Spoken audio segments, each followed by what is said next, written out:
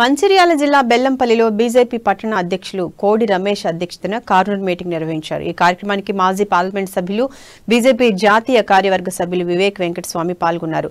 తెలంగాణ రాష్ట్రం సిద్ధిస్తే రాష్ట్ర ప్రజల బతుకులు మారతాయని ఆశించామని, కొట్లాడి ప్రత్యేక తెలంగాణ సాధించుకున్నామని, కానీ ప్రజలకు ఏం మేలు జరగలేదని వివేక్ అన్నారు.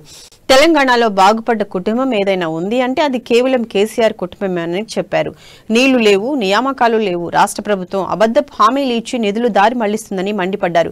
కేంద్ర ప్రభుత్వ పథకాలను తమ పథకాలుగా చెప్పుకుంటూ పబ్బం గడుపుతున్న కల్వకుంట్ల కుటుంబానికి బుద్ధి చెప్పేందుకు ప్రజలు సిద్ధంగా ఉన్నారని తెలిపారు. వచ్చే ఎన్నికల్లో బీజేపీ ప్రభుత్వం ఏర్పాటు చేస్తుందని ధీమా వ్యక్తం చేశారు.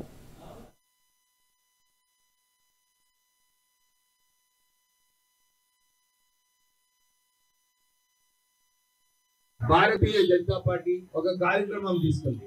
ఏమని? స్ట్రీట్ కార్నర్ మీటింగ్ పెట్టండి. ప్రజల దగ్గరికి, వేరే వాళ్ళ దగ్గర వేరే వార్డు నుంచి తీసుకొచ్చేది అవసరం లేదు. ఎక్కడైతే ప్రజలు ఉన్నారో వాళ్ళతోనే పోయి మీరు వారి సమస్యలు కనుక్కోని చెప్పి భారతీయ జనతా పార్టీ ఒక నిర్ణయం తీసుకోవడం జరిగింది.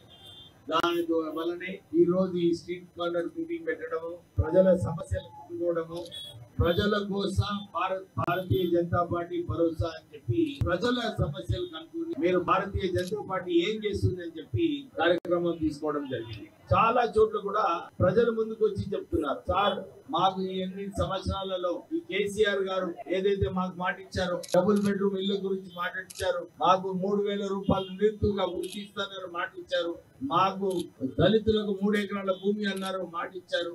ఏమి కూడా కావడం లేదు సార్. రాష్ట్రం ఏమో అప్పుల పాలన అయిపోయింది, కానీ నిధులేమో మాకు రావట్లేదు. ఏం చేయాలి సార్ అని చెప్పి చాలా మంది ప్రజలు వచ్చి మాకు ఈ స్ట్రీట్ కార్నర్ మీటింగ్ లో అడుగుతున్నారు. భారతీయ జనతా పార్టీ ఒక కార్యక్రమం తీసుకుంది.